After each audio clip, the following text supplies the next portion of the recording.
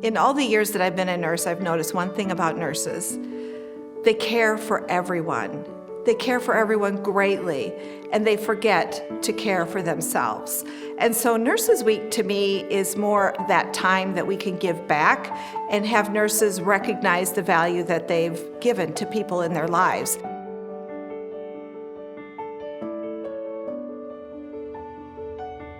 I came from a family of teachers, accountants, nothing medical. In fact, nobody liked anything that was bleeding or hurt or injured, except for some reason with me, I was accident prone. So I had a lot of injuries and I had a lot of visits to the emergency room, and I was fascinated.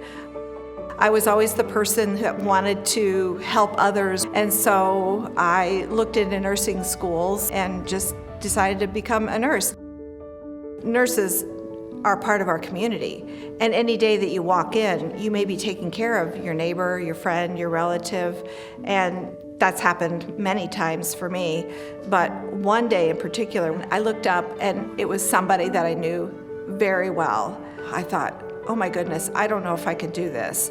And then his wife came up and said, Ellen, I'm so glad you're here. I don't think I could make it through the next 12 hours if I didn't know that you were here. And then it was like I didn't even worry after that, because I knew my mission for the day was going to be helping her and helping him. You know, you like to think that what you're doing is meaningful in some way, but that day in particular, it just all came home. Like, I knew I was supposed to be there. I think my favorite part about being a Parkview nurse is that Parkview as a health organization values the voice of the nurse. And so as an organization, I think that means the world to nurses to be able to practice in an environment that encourages you to learn and grow and develop and become the kind of caregiver that you want to become. I think that's the reason why I keep coming back every day. You're always going to be learning something, and you're always going to be making an impact on somebody's life, no matter how big or small.